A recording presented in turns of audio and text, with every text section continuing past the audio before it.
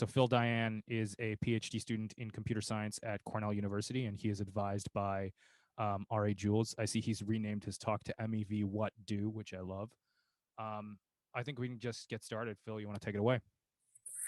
Yeah, how's it going, everyone? Yeah, Clockwork Finance was actually a placeholder. It's kind of the umbrella for all the projects we're doing at IC3 for this kind of decentralized framework to study MEV. So I figured because Mahimna is talking right after me, and because we have a spicy panel later on where we're going to debate the tensions between MEV and fairness, I thought it would be more fun to kind of give this talk, a little modified version of this talk I've given once or twice. So hopefully not too many people have seen it, but if you have, there's some different stuff, I promise. And this talk is basically about what we do about MEV, a roadmap for tackling the thorny problem of MEV. I encourage you to think skeptically and deeply about everything I make here. There are a bunch of claims, and I would love to discuss these more and try to refine some hypotheses that we can study on MEV going forward. So let's start with like a 5-minute intro to what is MEV. And I'm going to use this example that I've used at IC3's bootcamp before. So if you remember this from last time, I know a bunch of you were also at the presentation this morning about Uniswap, and what was talked about there was basically creating this contract, this smart contract shown here as a heart, which maintains this x times y equals k invariant, and how that kind of lets you bootstrap a decentralized exchange. So what does x times y equals k mean? It means this contract is going to hold two assets here, ETH and USD, and the product of the sum of the the product of the balances in these two assets is going to be a constant. So here I chose 1 for simplicity. So let's say the contract starts holding 1 ETH, 1 USD, 1 times 1 is 1. And you have users that come in and want to make trades on Ethereum. So here Alice wants to sell an ETH and Bob wants to buy 50 cents of ETH, similar to as they would in any other market. So in this case, Alice goes first. She sends her ETH to the contract. The contract now has 2 ETH. So the K, x times y, is now 2. Which is not a constant invariant the way we want. So to bring that K back to 1, this contract is going to send Alice back $0.50 of US dollars, US dollar coin. So now there is 2 ETH in the contract and 50 cents for a K of 1. The K is restored. And what Alice has done is she successfully sold her ETH for the market price that the automated market maker contract is offering here, which is 50 cents. So now Bob wants to do the same thing. He sends his 150 USD. K is now 4.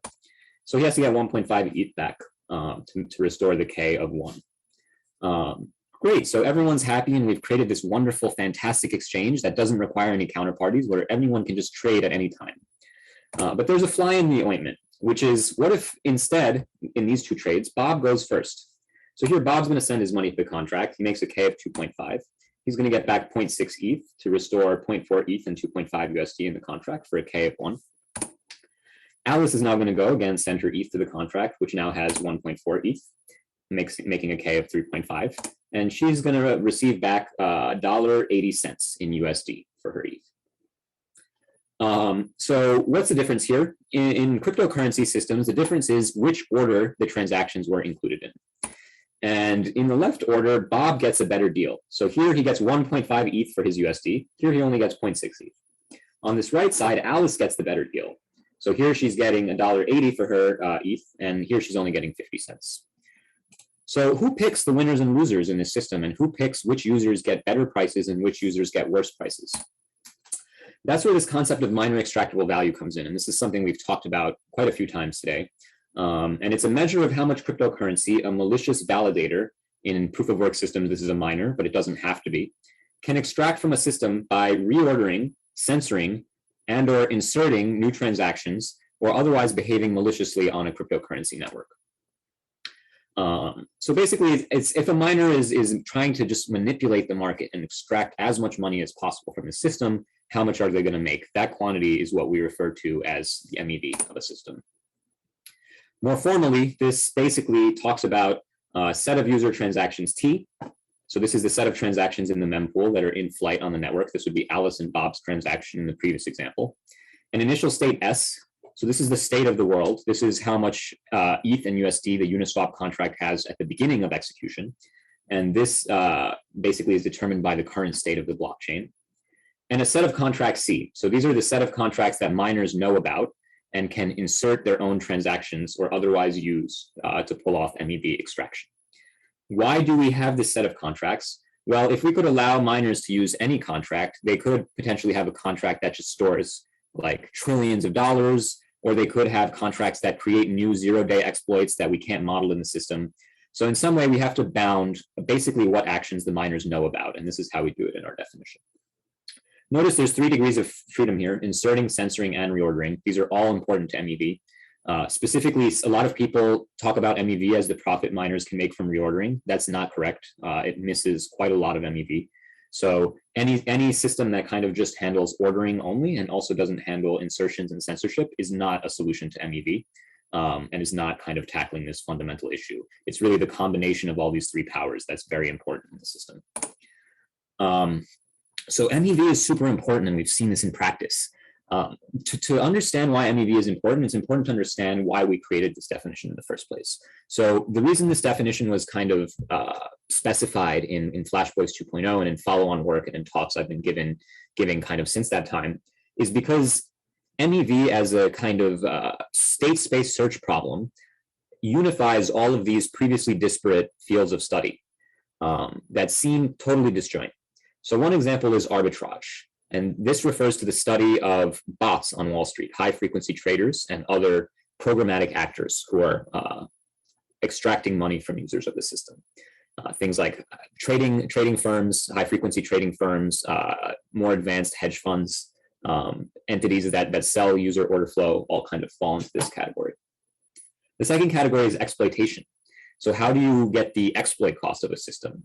What does it mean for something to be hacked? So it turns out that in DeFi, you can actually quantify this and define this through MEV. The next one is verification, and this relates to the software security literature.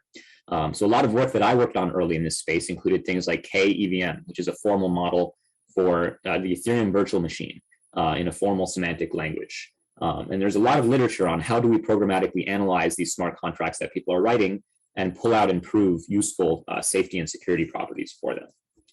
The next one is blockchain and consensus security. So MEV was also created to talk about how the Ethereum consensus protocol actually breaks when there's too much MEV. And this is something we're seeing in practice today with the reorg discussions on Twitter that maybe we'll get to in the panel coming up next. And the last thing is composability. So how do you obtain the security of various DeFi instruments? And how do you measure the security of multiple contracts composed together? It turns out you can actually also do this through MEV. So remember, this is our definition of MEV, and it really unifies all of these fields of study into a single problem, which we can quantify and actually get data on. One more point about MEV is this composability point. So the point here is basically how much MEV is there in the total system and how do we measure this? Well, look at the previous example of Alice and Bob trading on Uniswap. Let's say a miner pulls off a perfect attack in this system. They can at most steal Alice's 1 ETH that she's trying to trade, Bob's $1.50, plus all the money stored in the contract. So this is 1 ETH plus $1 plus 150 plus 1 ETH. That's 2 ETH plus $2.50 of MEV, at most, upper bound. Now let's say Carol and Dave come along and they want to place a bet on whether ETH is worth a lot or a little money.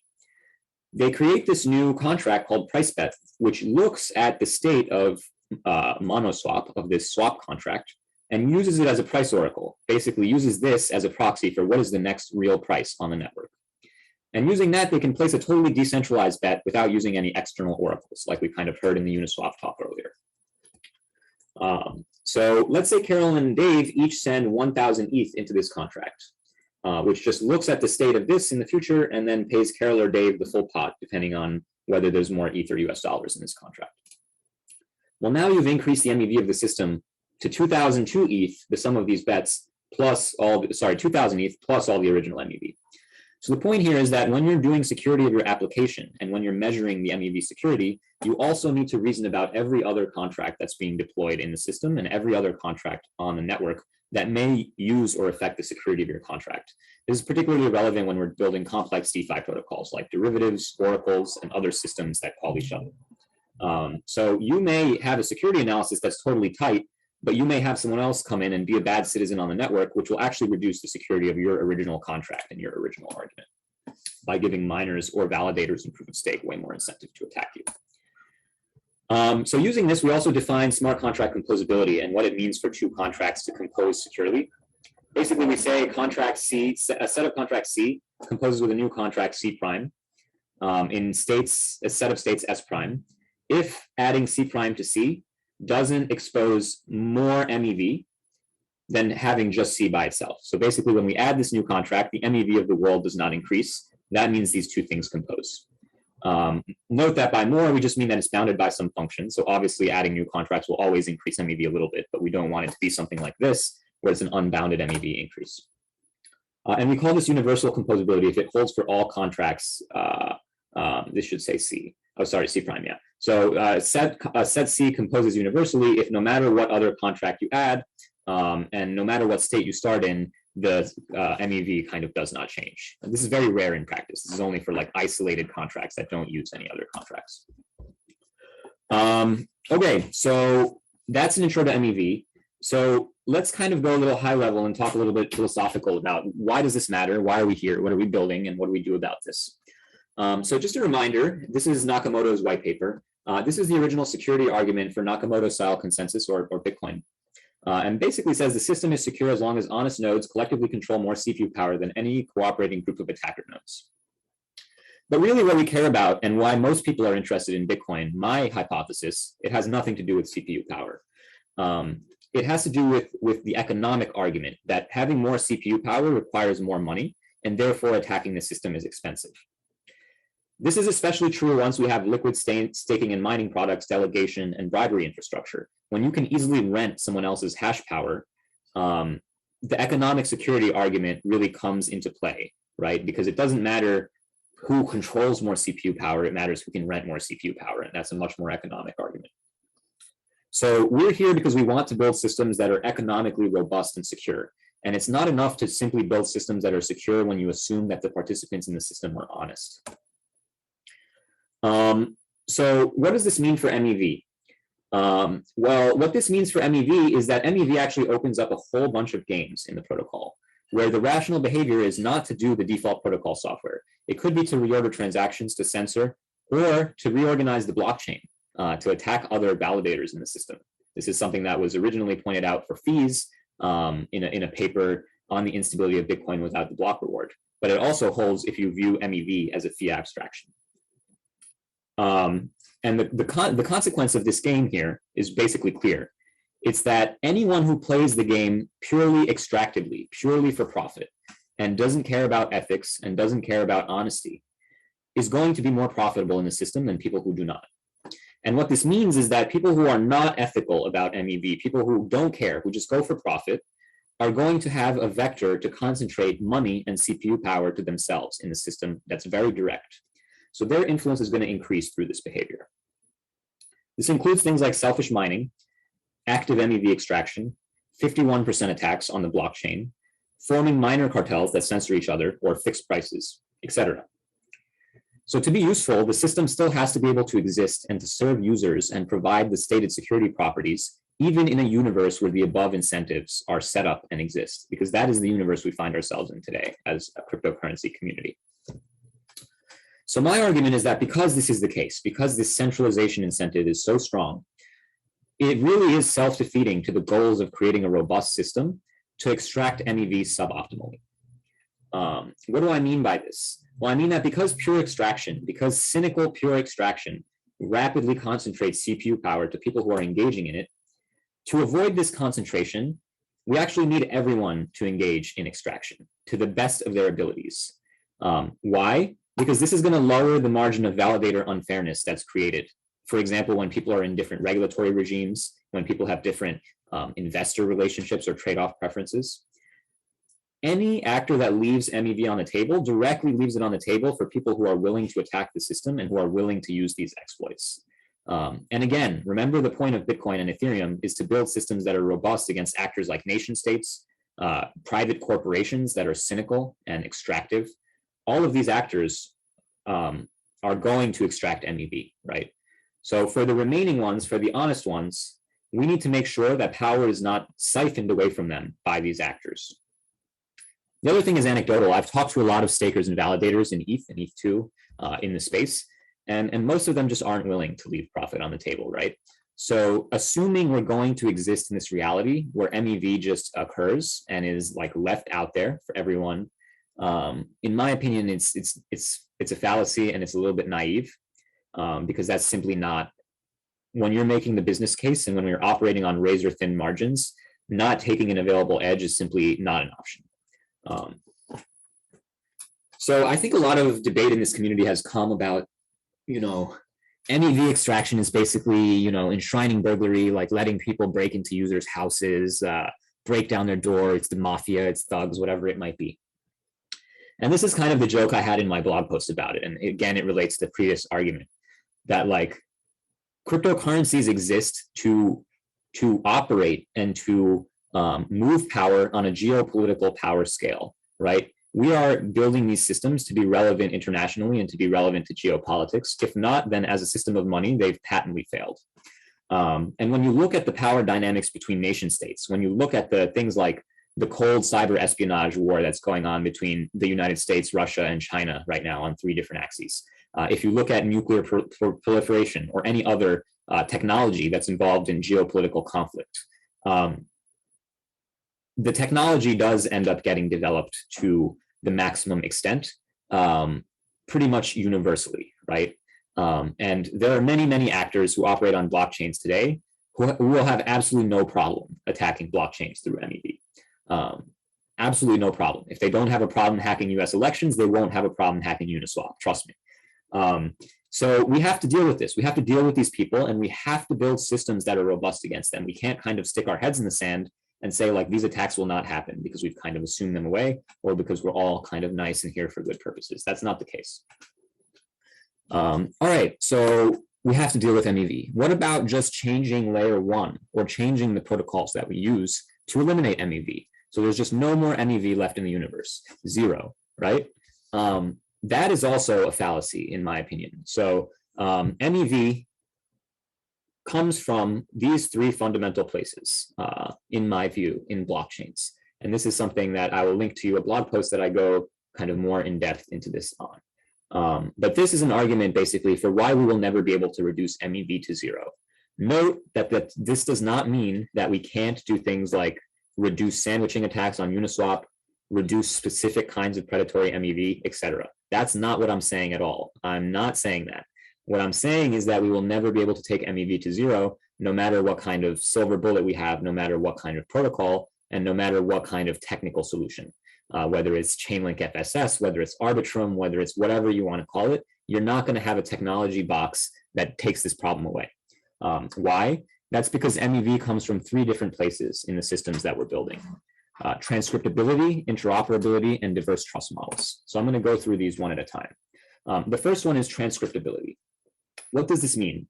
Well, one of the things that we need to build in decentralized systems is some notion of auditability. You need to have a user that comes in with little to no information and audits that the system is working properly, that their money is still there, that other people have behaved as they expected, that the system has not reached an unexpected state.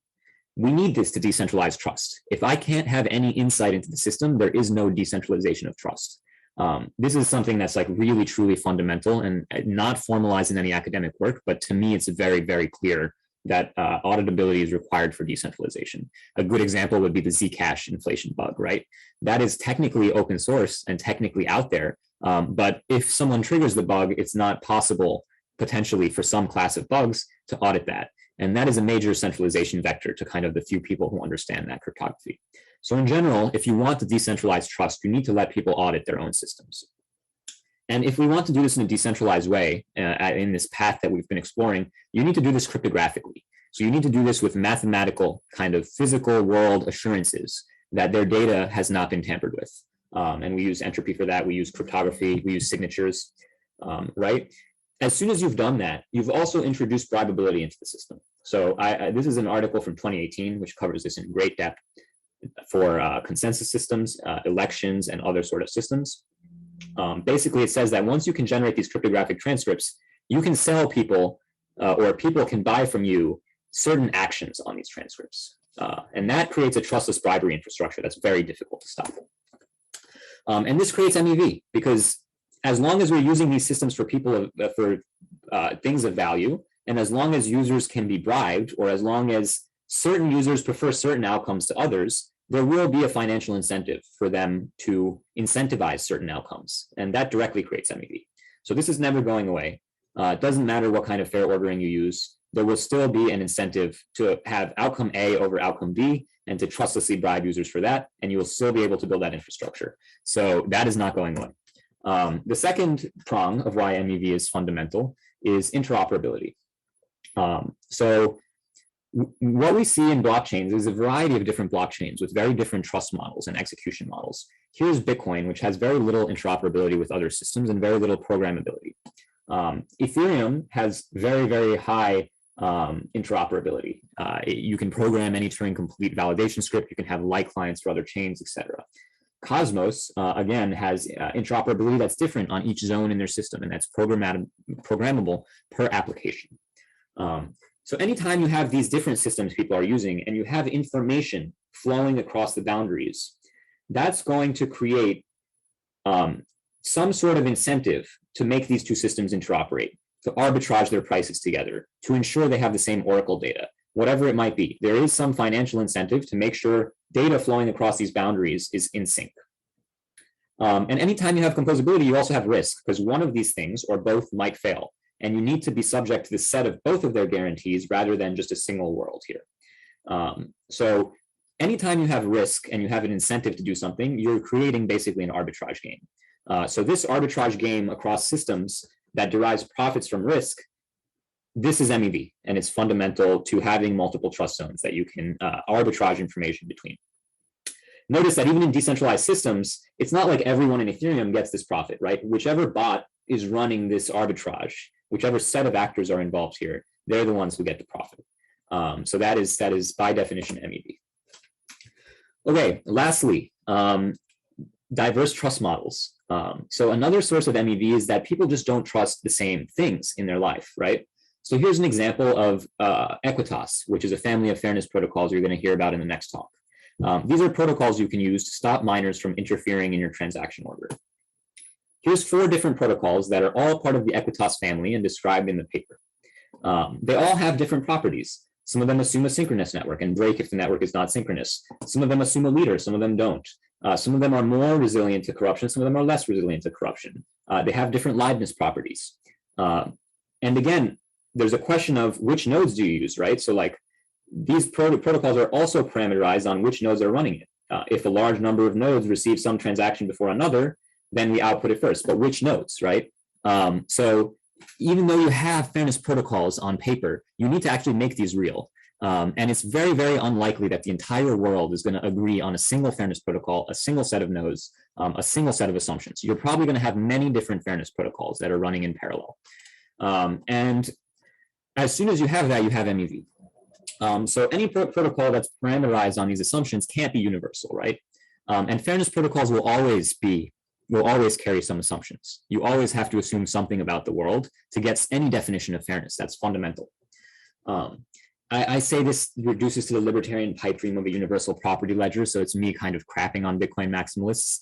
I think there's this inherent idea in like Bitcoin maximalism that Bitcoin is the one true ledger and everyone will agree on that and should agree on that as the one source of truth.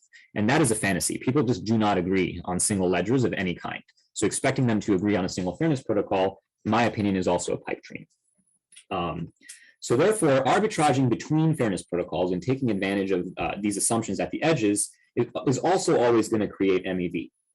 Because these fairness protocols have to economically incentivize information coming in, traffic on them, and arbitrage. Otherwise, they're not going to have any activity. They're not going to get information from the outside world. And so this incentive to arb information across fairness protocols itself creates MEV in the same way that these trust zones do. It's the same argument. So what are we saying? We're saying there is no one true notion of fairness, and this creates MEV. Also, relying on a committee, saying you have some committee that you trust to be honest, in my opinion, is rationally self-defeating.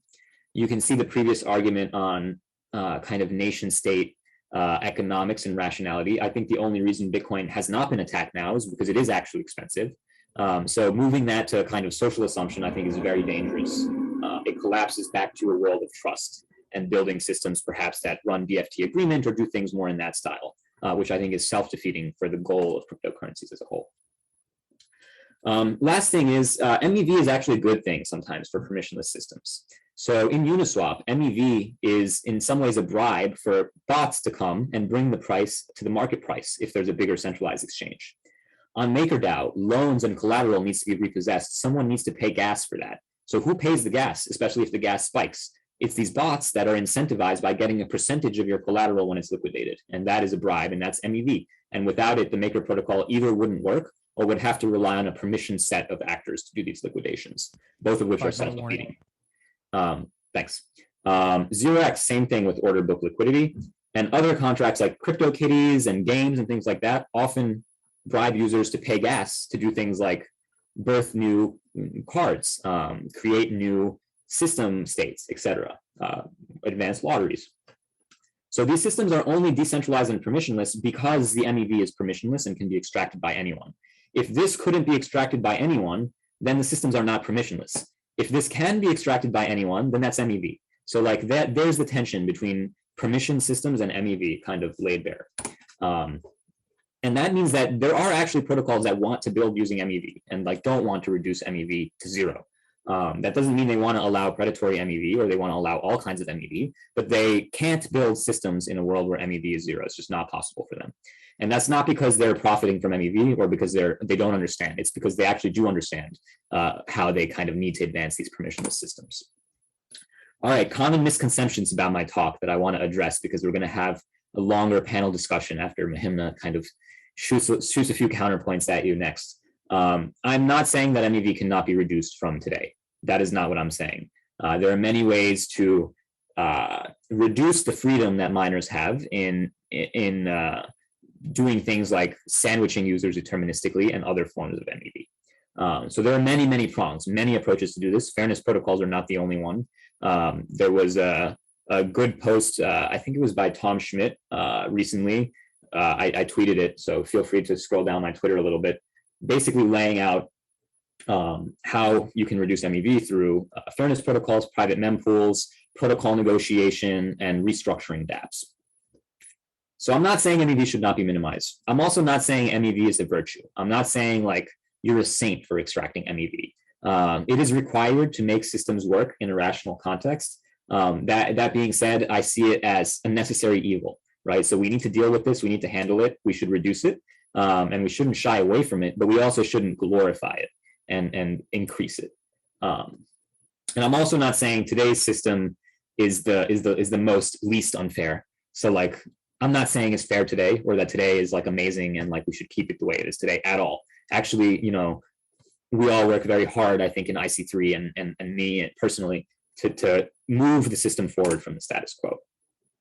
Things I am saying are blame the dApps. MEV comes from dApps that are designing kind of intentionally this way, as I said with the price bets contract in the previous slide. Think carefully about MEV in your protocol. And be really careful with silver bullets, especially if it only solves one part of the problem, like ordering, especially, you know, if there are kind of fantastical claims made about like reducing MEV to zero or something like that. That is something you should think very hard about whether that's actually accurate. This is my meme on every day on Twitter, I get at least 4 people who are like, I made a new protocol to reduce MEV and it's been happening since 2018. And they all fundamentally do very similar things and yet no one has adopted any of them. So I think it's important to think about why not. And I don't think that's because none of them will ever be adopted, but certainly they are not a silver bullet. You want to read more about this? I've published a blog post. It's an opinion post with the full contents of this slide. This picture is how I summarized my MEV journey when we first discovered MEV kind of around 2018. And lastly, I'd like to leave you with some conclusions on what we do about this. So if you're a dApp, your job is to limit MEV to strictly what is required and inherent. If you're a user, you have to understand the MEV behind the systems you're using. If you're building a layer 1 or layer 2, you have to design or redesign with MEV awareness. And if you're a miner, you have to maximize extraction efficiency. Last thing I want to talk about, hold on, someone's showing up at my door. Hey, how's it going? Hi, excuse me, I'm Phil's sister, Debbie. Hey, Hi. nice to meet you. Can I just get 5 minutes? I'm giving a talk right now. I'm almost done. Yeah, sorry. Please, yeah, absolutely, please. Right, so last thing I want to say is actually maximizing this MEV kind of has a video game style format to it. Basically, given this set of the world and the set of user transactions, finding profitable MEV is a game that people are playing today. This is an example of like various different bots, the distribution between their profits. If you care more about this, I highly recommend this podcast. It's 3 hours long. It goes in depth about like, what do people extracting MEV on the network look like today? And, you know, where the frontiers there. So super, super fascinating stuff. Highly recommend it. And that's it. That's all I have. Thank you so much. Happy to take questions in the panel because we'll have time for it. You're over time.